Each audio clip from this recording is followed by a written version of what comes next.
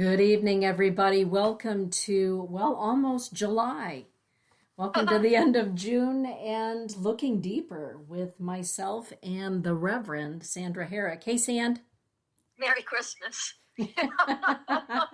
Yeah. How are you? Oh my God, I am literally sitting under the awe of the most magnificent full-arched double rainbow that is still going since I just sent you and Lily photographs. I will put it on Facebook. But I mean, it's one of those leprechaun nights. Wow. That is literally, there's pots of gold in 4 different places. Run, everybody, run! From one end the unicorn fields to the other. Wow. It's staggering. It's just staggeringly perfect. What a way to begin the show. Amazing. To end June, bring in July, and here I am with you, start the show. I mean, literally, it's just sitting there saying, take a look, because here I am. A full double rainbow, everybody. Spectacular. Those of you that are out there listening, the chat room is open. Hey, Jess. Hey, Carla Joe. Welcome into the chat room. So wherever you happen to be, you are welcome to join us in chat or listen from wherever you happen to be. But we are glad that you're with us tonight. It's going to be a good conversation, I believe. Yes. I think the gods are with us here at the moment. At least the leprechauns and the fairies and the gremlins. Carla Joe is saying leprechaun gold disappears at dawn. So we've got a lot of hours to go and find it and enjoy it. That's outrageous. That's outrageous. So tonight we're talking about... Go ahead. Go ahead. I'm sorry. I'm just in the awe of it all. I'm going to be quiet. No, you're fine. Talking about spiritual adulthood tonight. It's a great subject. Yes. And I hope we qualify. Some days more than other. Depends on if we're together with one another, right? This is true. You know, being an adult doesn't necessarily mean you have to be reverent all the time. Laughter is a really important component of spiritual adulthood because, you know, as you grow spiritually and you get older, it becomes easier to laugh at yourself, I believe, and to laugh at the world around you, and some of the circumstances in our life become a little less important, wouldn't you say? Absolutely. And to bring laughter in a way, and I know that this is one of those phenomena of when we can be on our knees crying and really thinking that we're at the end of whatever, and just a little different angle or twist on the theme can bring us to, the floor in a belly laugh, and kind of brings that quality of what it means to be spiritually capable of transcending something from the adult, to the quality of the moment, rather than just have a theme and always have to follow it. Exactly. So, Sandy, in your 50 plus years of being in the metaphysical world, the spiritual path, call it what you will, have you noticed that maybe your priorities or what your focus is on, or what you choose to focus on, is different than it was when you were in your 20s? Yes, and gratefully so. Because if I had this point of view in my 20s, I wouldn't have been as quote unquote hungry in the desire to find the nourishment.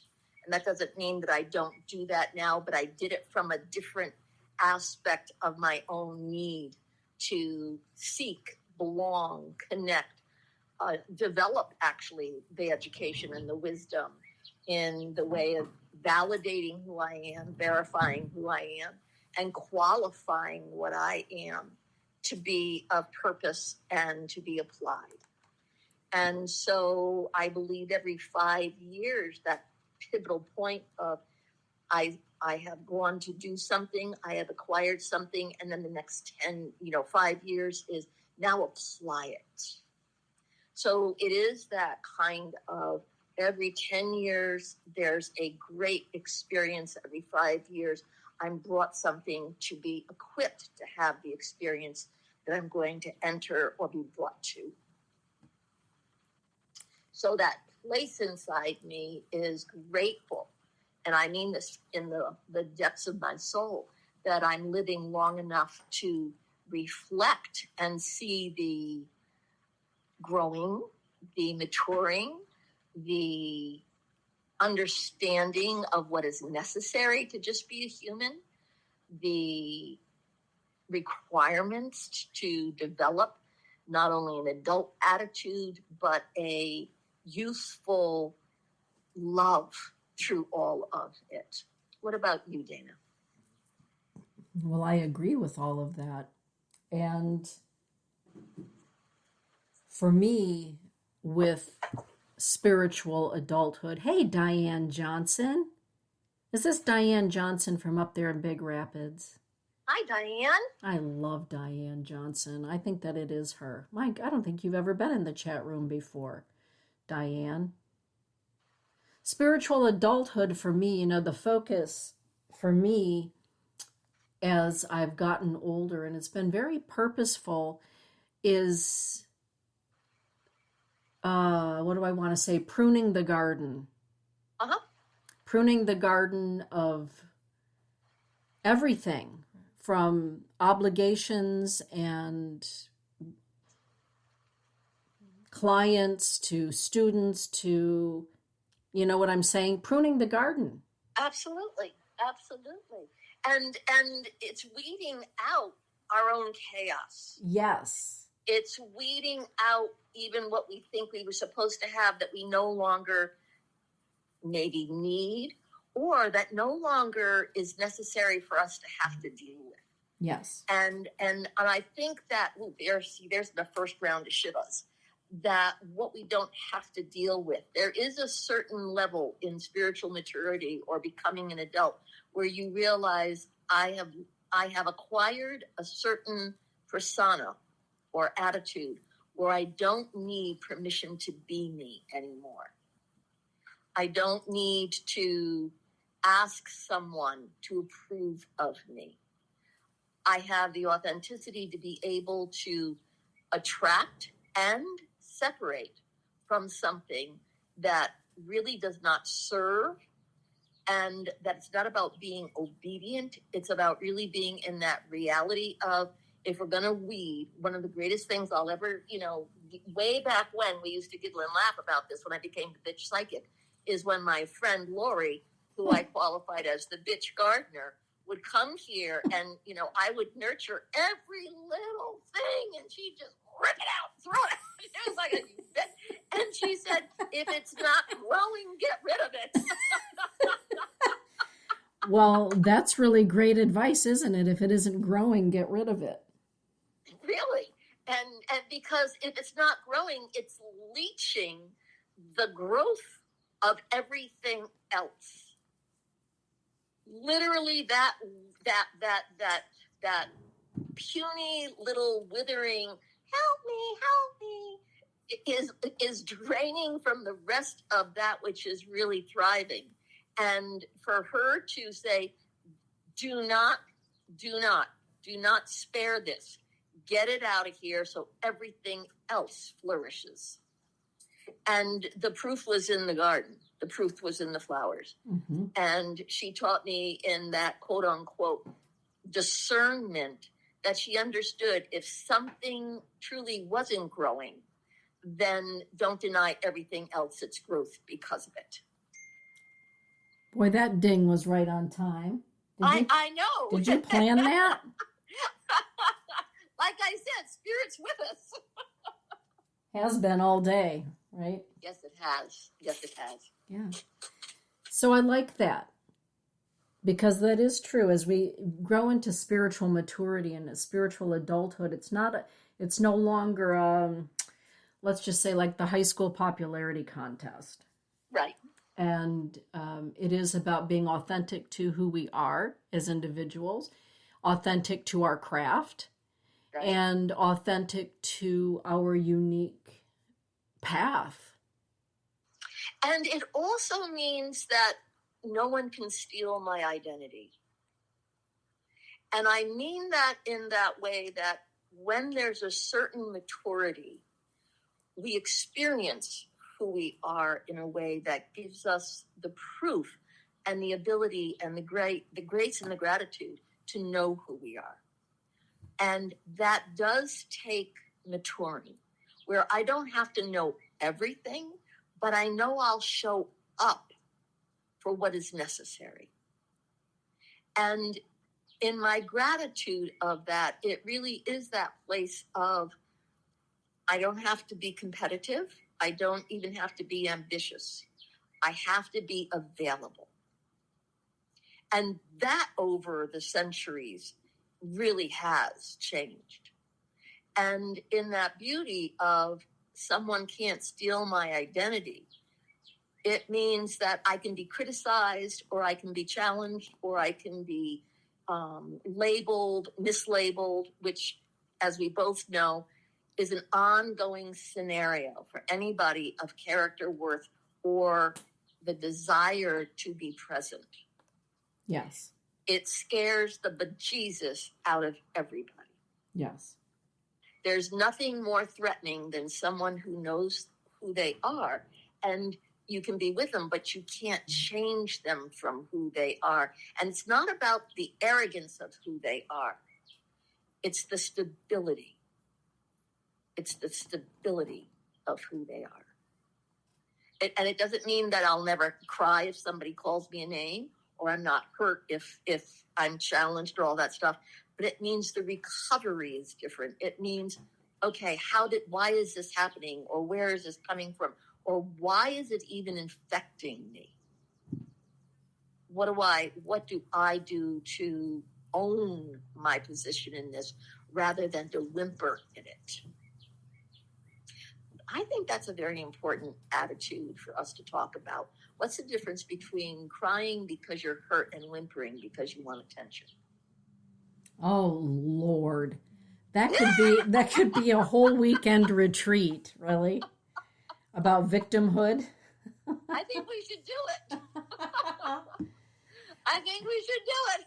Well, victimhood does play into immaturity on so many levels. And we can, in our humanness, we can be hurt. Because that's part of being human, is that we do have feelings. Yes. And when we're present with spirit, when we're present with who we are, we need to be present with our feelings. And if somebody hurts us, depending on who that person is, it can be, well, it hurts. It hurts. And the spectrum is negotiable. I mean, I think that that's very important. The spectrum is negotiable because it depends on how important the person is to us, or how invested we are in the situation, or how we have projected, or we're being abandoned. I mean, there's many, many, many, many avenues to this. I do not want to be glib, and I do not want to let anybody feel that I'm beyond having that kind of experience. I still have a lot of space on the ground to fall to my knees. And in that maturity, it shifts from the victim to the awareness of, this is a real moment. Drink it, be with it, value it. And, don't ask, why is God punishing me? Be in that space of, what is the purpose of me being here? Mm. Owning the value of our involvement with something brings that opportunity to grow, to mature, and to develop character. And it also gives us the opportunity to develop the way of being able to stand up again within our own dignity. I mean, I know I've got a lot of things coming right down the pike at me that I'll be calling. Mm-hmm. And this is not, why is this happening to me? This is, whatever I'm going to feel is out of the generosity of what has happened to me. Mm-hmm. Is out of the gratitude to have something so spectacular in my life that as the change comes, I will experience profound grief, I think I'm going to experience a rawness that I'm not equipped to even explain at this moment, but I will certainly be present for in the passing through that journey. Mm-hmm. That to me is for anybody and anything. Are we equipped to observe, Mm-hmm. to integrate, to stay present for the moment, even when we're completely disassociated? Yes. So that does take personal, that means we are growing up. Mm-hmm. To recover is growing up. Yes. From the shock, from the awe, because sometimes no matter how old we are, no matter how long we've been in the business of the spiritual pathway or in our craft, we can be shocked. We can be awed in good ways and in terrible ways with a capital T. We can be saddened in tremendous ways. What discerns allowing the emotion of shock and awe or sadness or passion and joy,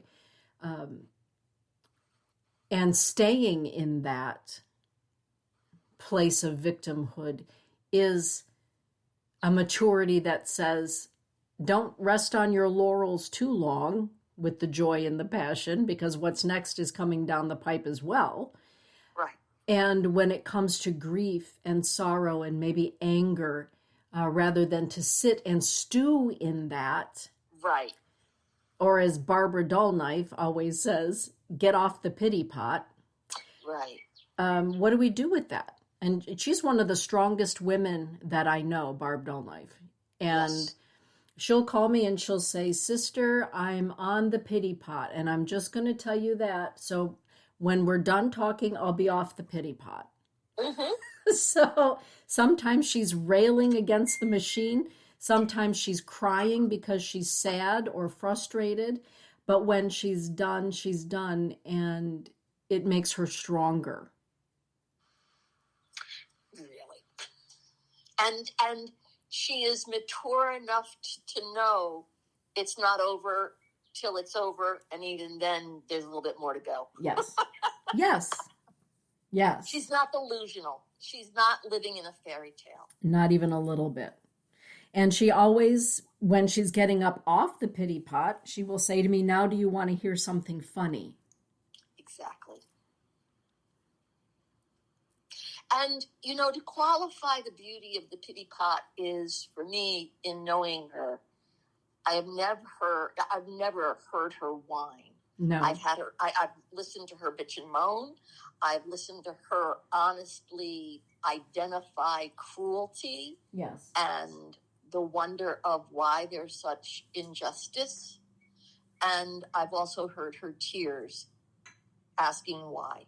Yes. In her confusion of how compromised her people are and what is happening to the planet, to the nation, to the prayers, to the language, to the people. Mm-hmm. But I've never heard her deny that space of hope. Mm-hmm. Ever. Mm-hmm. And that part of her adult can be angry at what the youth are doing or what the government is doing and everything else. But she has never lost hope for someone to catch the lesson or be brought peace and to be educated and to stand defiant when she needs to. Yes. Yes. That's an adult. That's a character. That's a broad. Mm-hmm. Exactly. So in your own life, Sandy, at what age did you notice yourself finally saying, I really don't care if I'm part of the spiritual clique or part of what everybody expects me to be or hopes that I am? And, in your family or your friends, your clients, students, what have you, when did you notice the page starting to turn into, I just need to be authentically me? Well, that's a spectacular question, and it happened way in the beginning because I did start this process parallel to personal work, being a part of the 70s with Mind Dynamics and LifeSpring and EST and all that stuff. All my spiritual development literally was incredibly mixed with human development, personal awareness, and the therapeutic aspect of personal work. In the guise of healing and metaphysics, as that was paralleling each other. And so when I was 25 was the first time when I realized literally in my soul that I was no longer interested in being part of the business world, that it wasn't for me, I wasn't going to be able to survive in it, and that I would never go to where I thought I had to be to have an identity and to achieve. Everything that the women's movement was about was to get into the business world, be a part of it, conquer, and surpass anybody that was in front of you. Use your high heels and step lively. And then in my 30s, literally on my 30th birthday, there's that place of knowing, I literally told God, you better give me a job if you want me to work for you. And that was stepping away from, it didn't matter if somebody thought I was qualified because they had an opinion or a piece of paper or an education that spoke about what they had acquired through, and you and I talked about it today, turning a page and passing a test, where what I had was human and, in all due respect, universal experience from my own soul. And that was conflict for me. That was profound conflict because I thought I wasn't going to qualify if I didn't have the piece of paper. Somebody was going to judge me, throw me in jail. They would, take my rights to be this away from me, and that's very karmic. But in 30, I realized, especially because I got ordained when I was 28, that I was given the credential of being ordained because someone literally told me, you do God's work, you need to wear the coat of God. But it took me a couple of years to start to wear it or even consider myself worthy of putting it on. At 30, I at least had it in the same room as me. Mm-hmm. And realized I was doing things I couldn't explain, and I was still frightened of being challenged, but it didn't stop me from challenging myself to go on, even though my dyslexia compromised me at every nook and cranny. The work needed to be done, and the work was coming to me to be done. And so I sat with that, Dana. I sat with the reality that I was being delivered work to do. So come out of my ego and go into my soul. And even though I was profoundly judged and really dismissed, I don't know if you've ever noticed this, but I have a bit of an attitude. No. Okay, well, I'm just here to tell you. And it is amazing where when people become righteous with me, that there's that place inside me that is so quick-witted or so incredibly self-protective that it's not a fight. It's an awareness, and I have words to be able to defend myself. And that is where I would cut the cord to having think anybody could control me by saying that I can't have who I am and be that they could strip me of that. Doesn't mean I didn't feel the repercussions of the hit, but it meant you can't take something from me God gave me. And that was growing up. I had to know that my gift was not negotiable for someone to strip me of. And then to also know, well, if there's a roadblock, then this is not where my gift gets applied. That's also very mature. Mm-hmm. To go say, this is not the only place, this was a destiny but it's not the only place. I mean, you've seen that in your life 1,000 times, where our gifts brought us down a path that said, detour, end of the road. We're going to take you to another planet, not even to another state. And we're confused because we thought we were going to receive finally. Oh my God, this makes sense. Or now it's proof that I really exist. And it's eliminated, and it's like, you have to do it again. Mm-hmm. You have to do it again. And you start from ground zero. Yeah. I mean, when I hear you tell me that you had to learn how to tie your shoes, that's pretty ground zero. At 43 years old, yeah. Yes. Relearn how to tie my shoes and write my name and learn how to walk again due to the left brain stroke.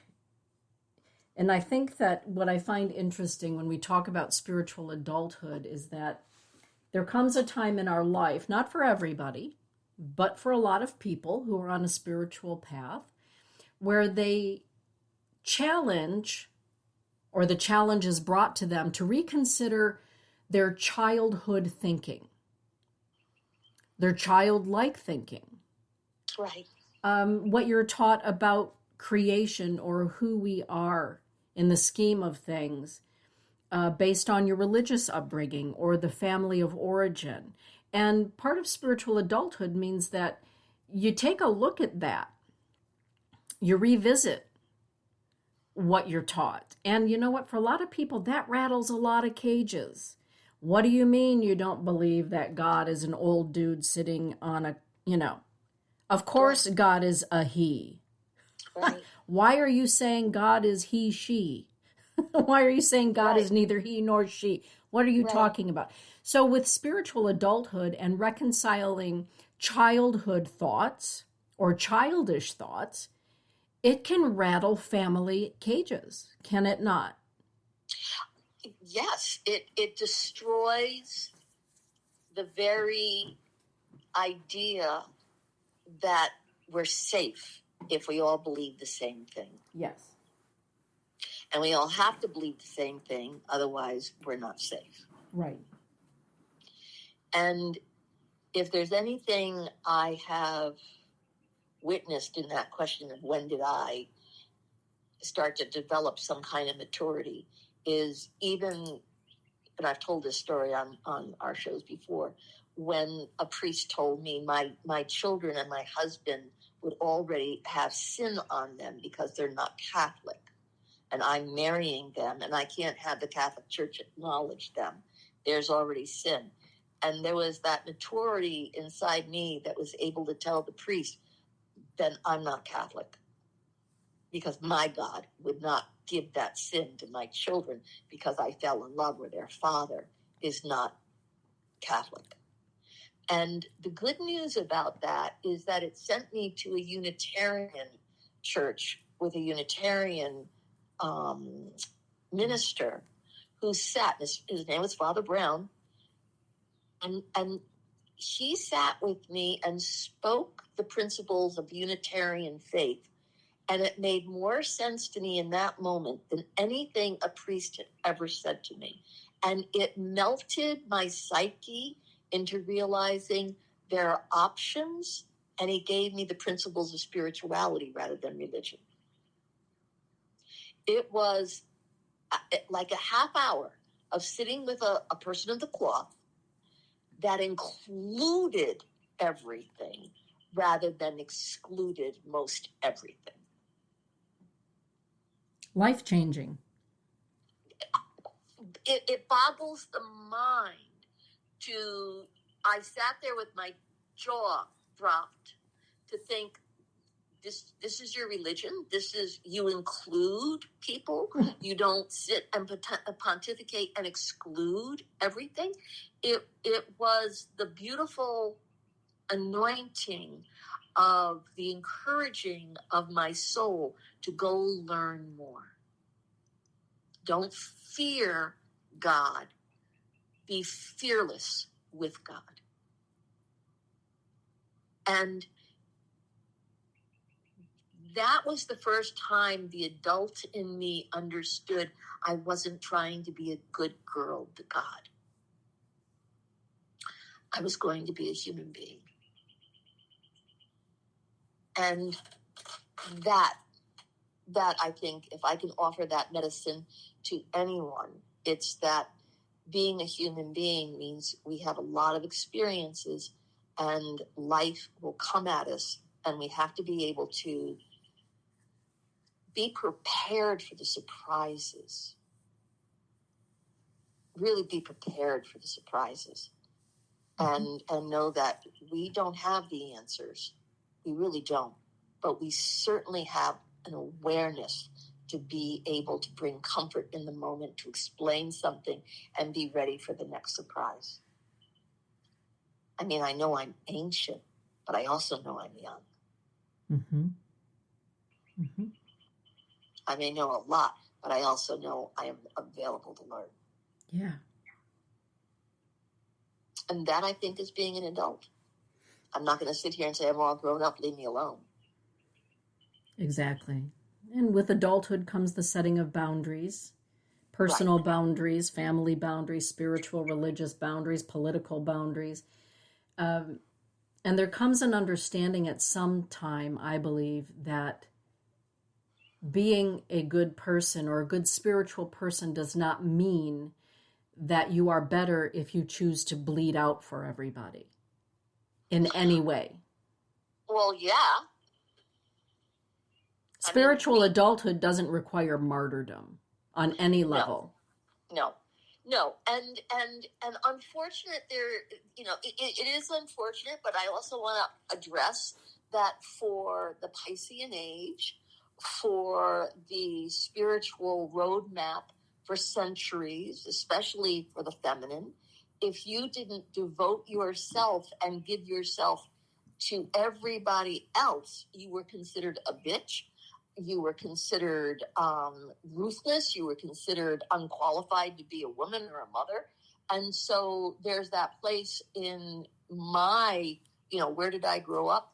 I grew up when I stepped out of the culture that denied me the right to have a unique personality or a life that did not include all the things that a woman was supposed to be to qualify her to be a woman.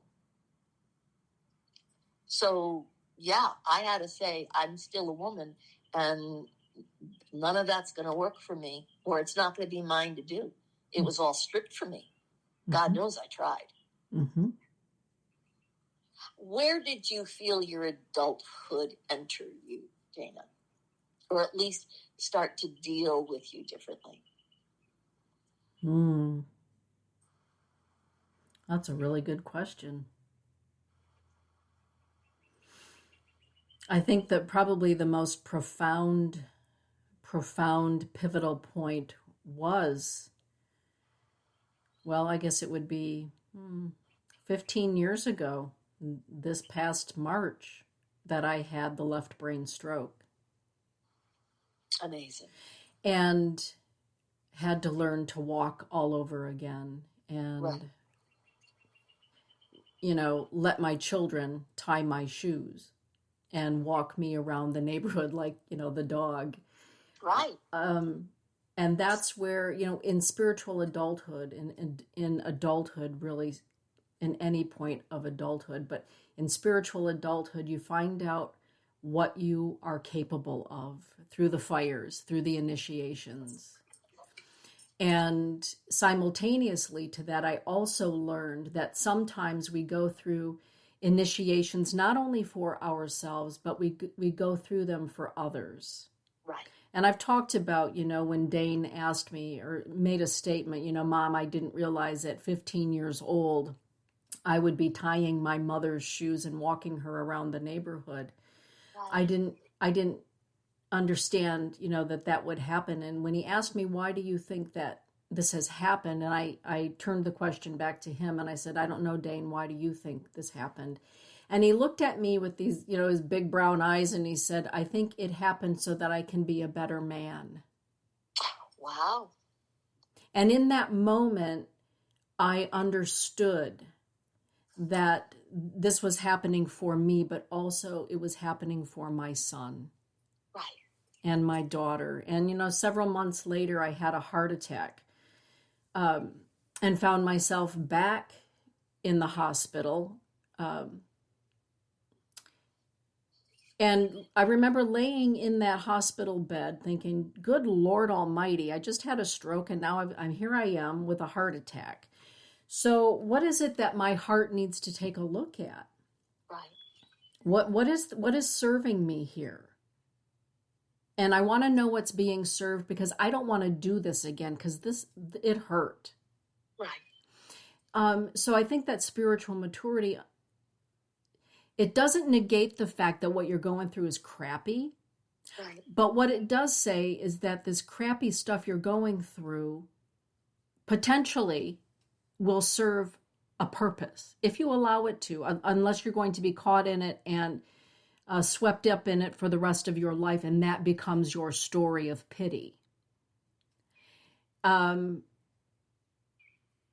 let's be blunt. If it's attacking your vanity versus your soul, yes, it's a whole other experience. Yes. And if it's attacking your livelihood versus your defiance, it's a very different story. Yes. So I guess it's also important that we allow the angle for which someone has the experience or takes the weight of the experience on. How do you process it? How do you negotiate it? How do you navigate it? And I'm sitting here thinking, 15 years ago, what do we know each other now? 12 years? Yeah. That means you had that, all that happened 3 years before I met you, and I met you as a whole person. Yeah. Well, you learn to adapt. Most people, when they meet me, would never understand what goes on inside my brain, because my brain is not the same. I am not Right. the same woman. Right. And so to look at me, most people think, well, she seems to kind of have it together a little bit. But those that knew me before know that I'm different. Before you were stuck with lightning. Before I was struck with a lightning bolt upside, yeah. Yeah. I think it's starting to show, Dana. Yeah, so my latest venture into spiritual adulthood is just, not denying my silver hair its place on my head. Talk about struck with lightning. Exactly. So here I am, and I'm just going au naturel. Yep. Cold turkey, they call it in the going silver business. Yeah. And, part of it was I was tired of getting chemicals put on my head every month. Right. And the other part of it was, you know what? This is just the process of who I am at this stage of my life. Right. And here I am. And the only person I really care about what they think is Todd. Right. And so I asked Todd, honey, what do you think about me going silver? And he's like, oh, yeah. And he's been telling me that for years. Oh, yeah. I like that. Bring it. So other than that, it's everybody's opinion. But right. So, But you're also now, something inside you is qualifying your own experience or feeling qualified to wear what it is that that represents you with this hair. Yeah. Because your hair, your black hair. I mean, don't forget, I met you when you had a page boy and little globes of light were sparkling around you, with the horizon behind you all green and lush. Yeah. So, that photograph represented something that was extremely appropriate and adult in the way that it represented you are a functioning adult. You're grown up. You're doing, you poochied and moochied your way to adulthood. I look legitimate. You did. You qualified. Yeah. And so I've known you since you've been growing your hair out. And it's like, every 5 inches is like, well, who you now? Who you now? They say that the power's in the hair. So all I can sit there and go, well, who you now? Exactly. We've got a great group in the chat room tonight. I just need to let you know, Sandy, we have Yes. Lily and Lady Hawk and Oh, I Jessica love. and Carla Joe and Diane. Yay. So we just got a wonderful group in the chat room tonight, and I know that Yeah. they've all been through the process, and we're always in the process of spiritual adulthood Yeah. and coming out of the closet with what we understand to be true about ourselves and the way we are in the world. And it does Absolutely. have a cost, because you get to Oh, look at yeah. the way you were raised, you get to look at the humanness of your parents, Right. and the time in which they were parenting and being Right. human themselves, Right. and having some compassion, or feeling that it's okay to just be angry with them. Right. And that's okay. It's, the obedience too. Right. Well, also being adult means that I can be respectful without having to be obedient. Exactly. Oh, I like that. Yeah. And that takes really navigating, because, to be just arrogant and disrespectful, I have to hose up my feet. As we've been talking, I've been playing with the dog in the grass. She's so damn happy. And so, Aww. oh my God, all 110 pounds for her. Aww. She is just a love. So there's that place of, I can respect the difference, but I don't have to be loyal to something that is not respectful to, how do I want to say this? I don't have to be obedient to anything anymore except my own path. And even that I'm not obedient to, because I negotiate with it. I debate with it. I always kind of end up doing what it wants me to do. Mm-hmm. But that doesn't mean that I'm not allowed, nor does it deny me the discussion. And it navigates with. It's no longer just do this, be this. I mean, how did you grow up having to be obedient? Oh, Lord, I was raised in a military family that was ultra Catholic. Right. Obedience was, that was the mantra. Right. And it qualified you to be a good girl. Yes. Which meant you were included, and that your parents were proud of you, and you belonged. Yes. And I mean, if there's anybody who had to figure out how to belong, it was you. Right. And so there's that place of maturity where you realize I can step out of belonging somewhere and own an identity that I'm actually developing because of who I really am, not who I've been told to be. Bingo. Yes. And the great thing about exactly what you're talking about, Sandy, is that coming into a spiritual maturity or spiritual adulthood recognizes that we're not supposed to remain static. Right. We're still not, you're not still wearing what you were hanging out wearing in the 1960s. I'm not still wearing what I was wearing in the 70s. Because just the way that we dress ourselves, the way that we, is different. The way that we address ourselves changes, and it should be ever evolving. And so people will say, well, I don't know who she's become, because she's not who she was. He's not who he was. He's become something different. So sometimes in the becoming, others are not necessarily going to understand it or like it or embrace it. And in fully becoming who we are, sometimes that means we step out alone or with a very, very small number in our entourage. One of the great things about my aloneness, and I mean this in the gentlest of ways, to bring compassion to myself for having to really navigate growing up, for me meant I was going to be alone a lot, because I didn't fit in, or I didn't make my life like everybody else's life.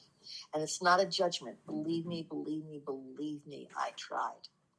It was having to make peace with the fact that that life was not mine to live, even though I wanted it or expected it to. And growing up meant not shaming myself for not being able to do it, but starting to negotiate and navigate.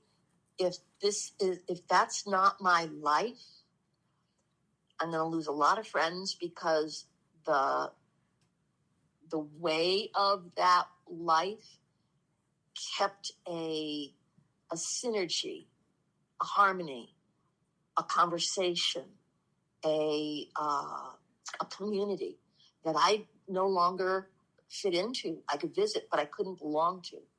And there's that place of loneliness or aloneness with, how do you find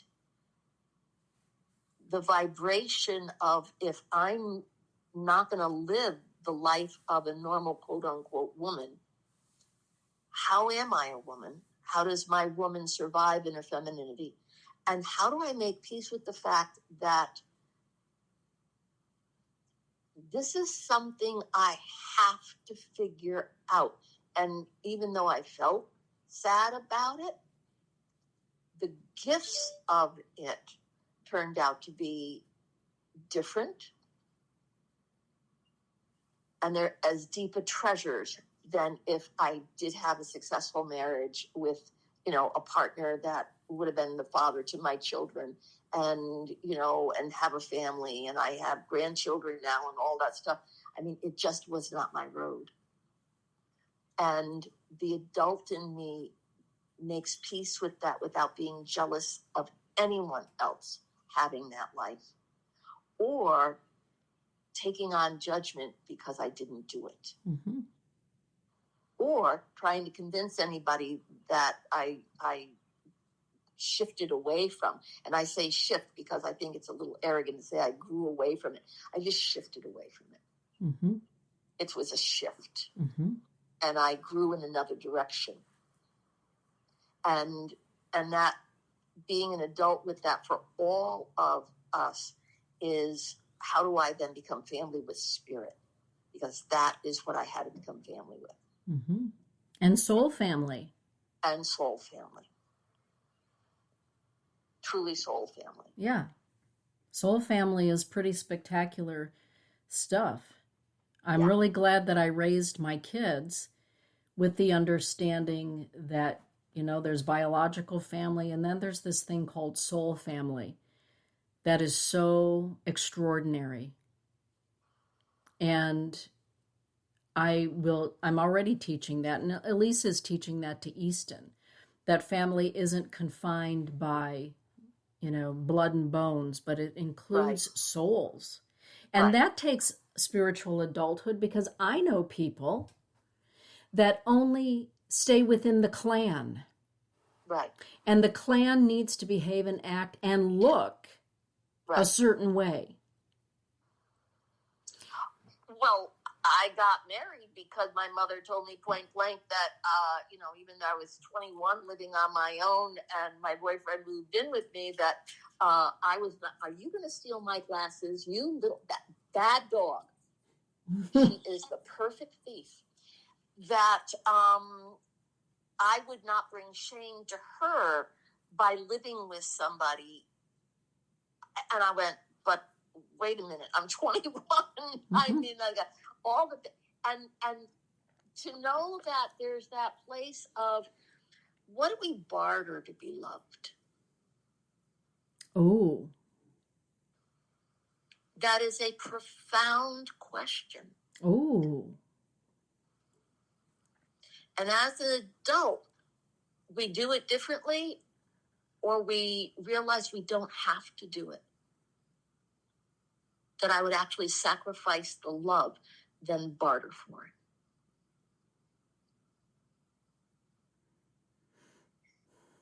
That's big. Yeah, it is. Thank you for taking the breath. Yeah. Because that's a reckoning. That wrecks a lot of things. Yes. Because we're brought up with bartering for love, negotiating for love. I mean, that's what children do. Let's talk about the game of takeaway. I mean, what does a child do but want to be loved? And one of the great things a parent can do is take it away or threaten it being taken away to bring a child to its knees. Mm-hmm. I call that, well, you know how I feel about passive-aggressive anything or anybody. I just call it passive-aggressive bullshit. Uh-huh. And that is a one thing that will really enrage me. Right. And you know, as Scorpios, we're pretty good at being enraged. Right. Todd's chuckling. He's kind of quietly chuckling over. He's never experienced me being enraged about something. Right? Uh-huh. Yeah. Sure. Yeah. Sure. Yeah. Carla Joe is saying, I knew as a preteen there was no husband/children in this life. So she knew that. Yeah. And culturally, expectations probably were that, well, of course you're going to do that. Right. You know, maybe not by her family, but maybe by the people around her. Right. Lady Hawk is saying never, LOL. Yeah, Lady Hawk has known me a good long time too. Right. Yeah, so, yeah, because you know why? Here's what that is. It's abuse. Right. And when we become spiritually mature, we're able to see abuse or sniff it out. And maybe we know that something malfeasant is going on because we can feel it. Somebody's up to something. There's a whammy being put on me, or somebody's trying. Sometimes we can't see it for ourselves or discern it. So that's when we, pick up the phone. Right. Maybe I'm going to text Lily and go, hey, Lily, sniff this out for me, in a Right. sense. Or Sandy, this is Right. what's going on. Give me some clarity. Right. We no longer, in our spiritual maturity, say, well, that's just them being them, or, whatever, it is what it is. No. As spiritual adults, we say, something wicked this way has come to my doorstep. What do I do about that? Right. How do I handle that? Right. Do I just hit back? Or do I sit with it a minute and chew on it, weigh it, and then decide how I'm going to act or react? Don't you think spiritual maturity allows us to sit with something for a half a second anyway? Yes, it also gives you the opportunity to experience all the dimensions, or at least as many as you can, to even develop the vocabulary to express what's going on. Yeah. And that is a part of maturing, to be able to qualify that you have developed a vocabulary or a sophistication that says, I'm not going to just say because I said so. Mm-hmm. I'm not going to just say because you have to listen to me. Go to your room. Mm-hmm.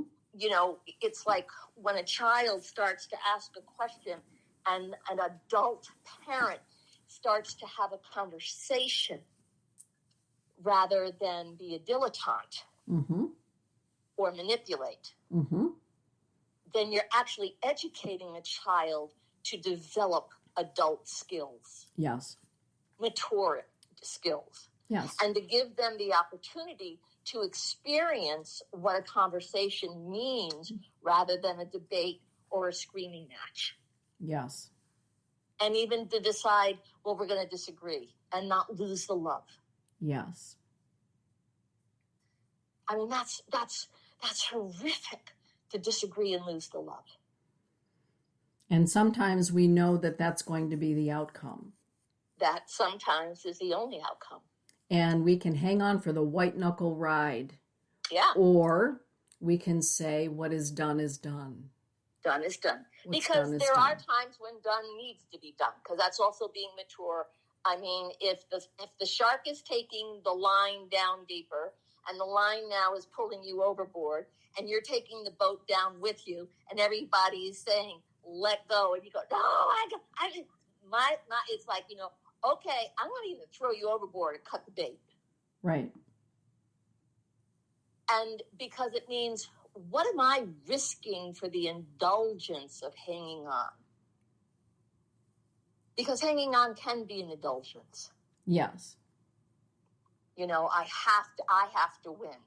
Boy, how many times have you known somebody like that where they have to win? Oh, a couple times. Just a few. Just a few. Yeah. Yeah. So, and I think that that's also a part of being an adult is you don't have to win. You don't have to win over someone. You don't have to win through someone. You can be who you are and appreciate and value that there's a shift, there's a change, of course she ate the glasses that I like the most. Everybody, I want you to meet my bitch dog. Who just ate your glasses. I just got these. Not the black rimmed ones.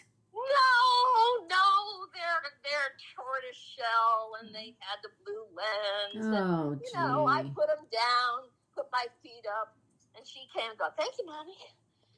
And again, it's just like, oh, now wait a second, where are my other ones? Dog, she's so busy. And she's not an adult. She's a little one. She's on the learning curve. So, excuse me. So, don't you also think, Sandy, with spiritual maturity comes, sometimes you're better off saying nothing and not engaging, choosing your battles. Yeah. Well, in order to, proverbially win the war. But I think with maturation comes the understanding that you don't have to attend every battle that you're invited to. And not everybody is going to understand your silence, and that's okay. Well, silence sometimes is more of a threat than engaging. Yeah.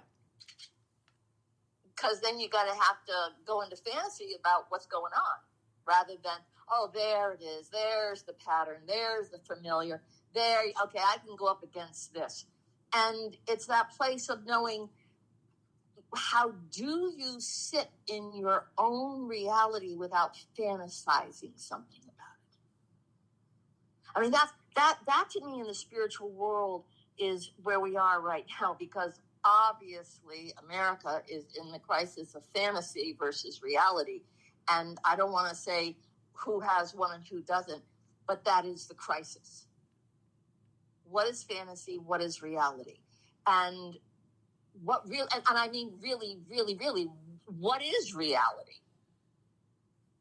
And the reality is something is afoot where our reality is being challenged. And how do we become real when our minds are so seduced from not just common sense, but from, do we really want to grow, or do we just want to be defiant? And what does grow mean, and what are you fighting for if you're defiant? Or do we just want to remain intoxicated by drama? Because spiritual maturity also says, I'm just kind of done with some drama. Well, for me, and I mean this from the bottom of my heart, everybody has to look at what drama is to them. Drama to me is psychological, emotional, physical, passive-aggressive cruelty, i.e. violence. Mm-hmm. Agreed, 100%. And how we all experience that is growing up means, you know what, I don't have to be like you said, I don't have to whip myself or stand there and have somebody whip me. It's like, I'm done with the violence in my life. Yes, and the violence comes in many forms, and some of the most violent is that which is the most subversive. Passive aggressiveness to me is some of the most violent behavior. Yeah, very subtle, because it's so slippery. Always hits the vulnerable. Yes, it always impacts the precious, the innocent. Yes, or the innocence of someone's heart, or the innocence of someone's awareness, or the innocence of someone's love for you or them. Exactly. And so growing up also means, how do we protect that? Mm-hmm. How do we survive somebody's hostility at that level? Right. And so in spiritual maturity, Sandy, when did you decide, or have you always known that there is a time sometimes to stand up and call bullshit. And what is that line for you? I think that was 3, Dana. You were 3, yeah. Yeah. And I can laugh at it, but I'm serious. Yeah. You know, I was a fighter at 3 years old. My mother told me all the time that, you know, my sister would go out with her mouth and get in trouble. She'd come home and, you know, blah, blah, blah, blah. And I said, don't you worry. And I'd go down the street and punch out whoever it was. And so there was, you know, I'll kind of go out there and fight the good fight. Yeah. So it's that place of knowing that I will stand for a lot of things. But I no longer need, how do I want to say this? I will no longer fight for something just because somebody likes to fight. Mm-hmm. Those days are over. That's good. That's seduction. Yeah. That's a good one. And so that everybody knows that is a family ritual. That's a family pattern. That's a imprint in how do you? Well, and that was with my father. You know, I fought with my father in ways to prove I was sane, to prove that he was irrational. And I had a voice that didn't stop. And gratefully, there was that place inside of me where my fear did not fear my father when I stood like that. And please, everybody know the last time my father literally beat me up, I was 17.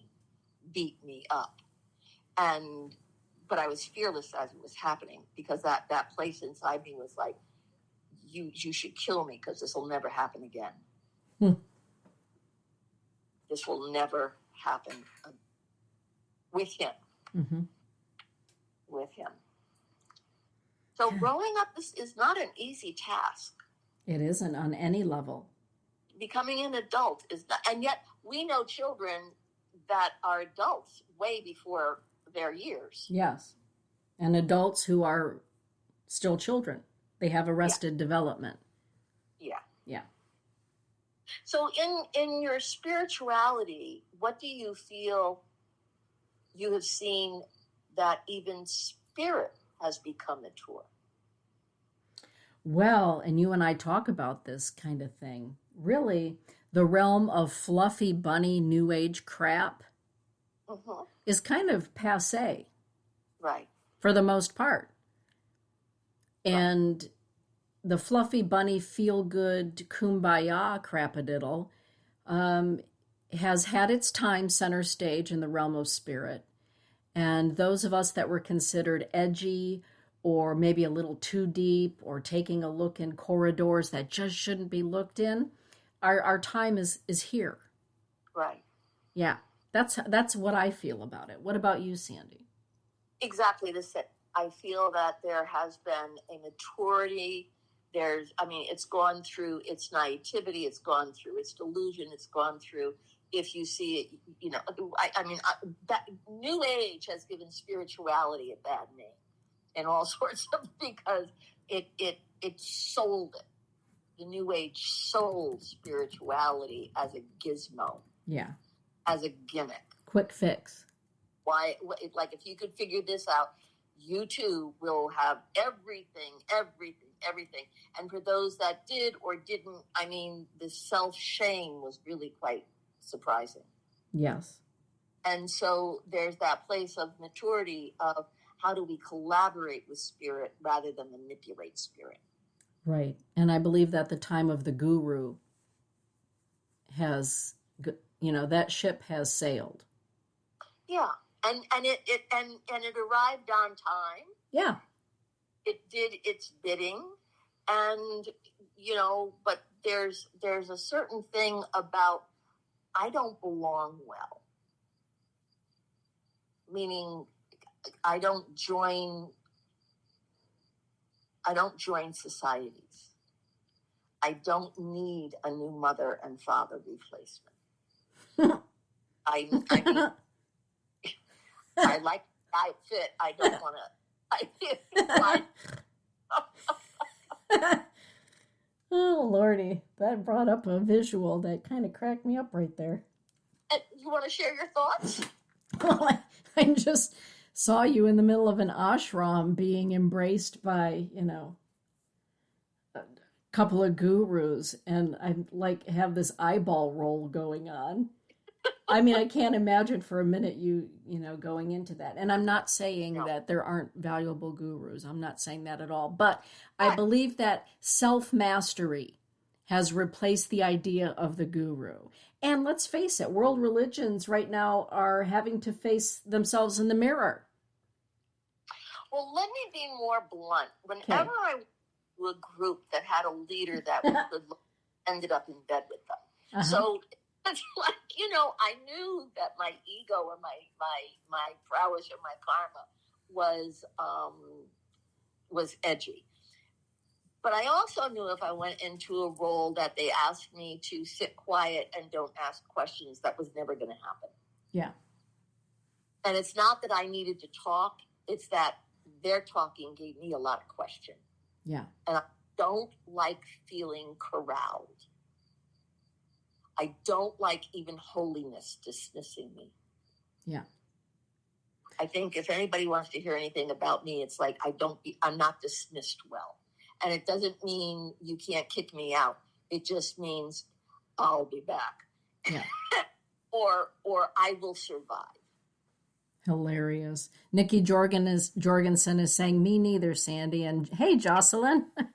Love your snorting laugh, Sandy. I do the same sometimes. Oh, God, everybody. Nikki, I love your Instagram. I know. Isn't she? Nikki Jorgensen is cooking up some really cool stuff up there at the Heartful Art Studio. Amazing. Yeah, amazing.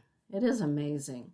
So spiritual maturity, is about, and the other thing, honestly, as long as we're being blunt, I do believe, from my perception, that we women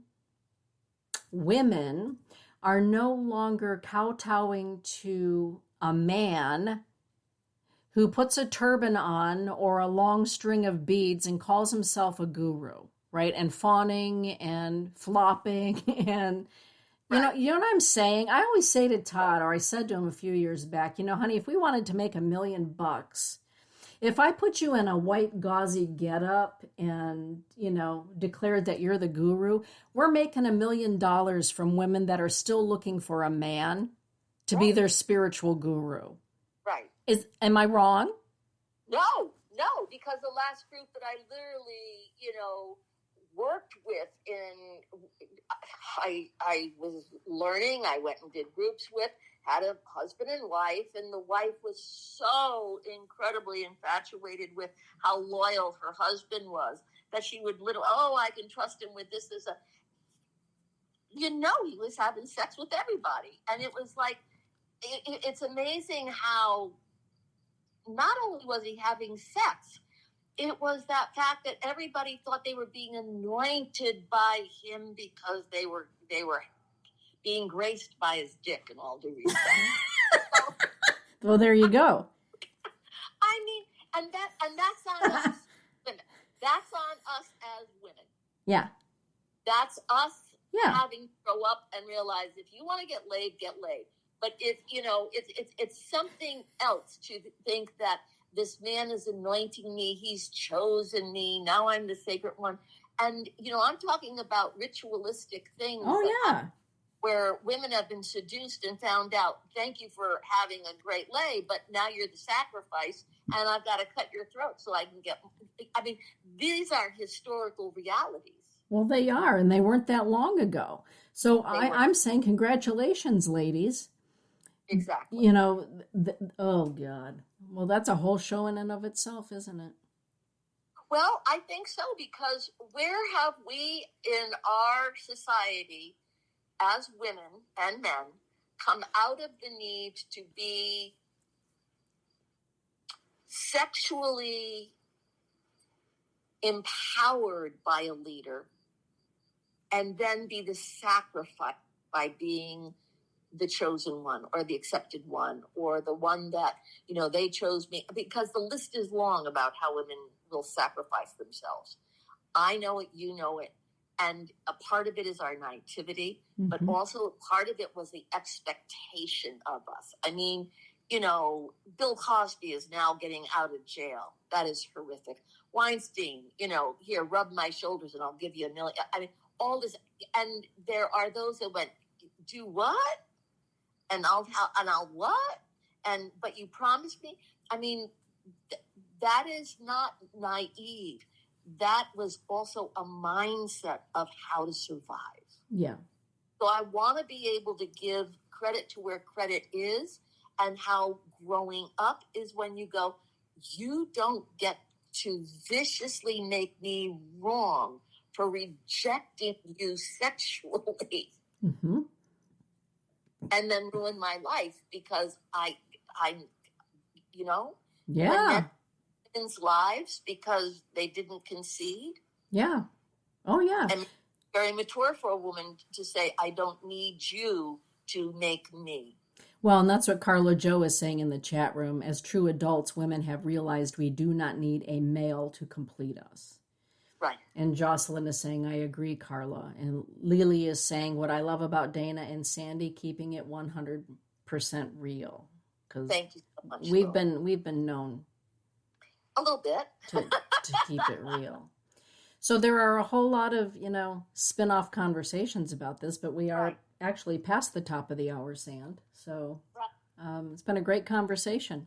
Thank you. And I want to finish it with all those gestures that we were just talking about is not about real love. Right. It's about being manipulated by love, selling love for all sorts of reasons, and hoping we're loved.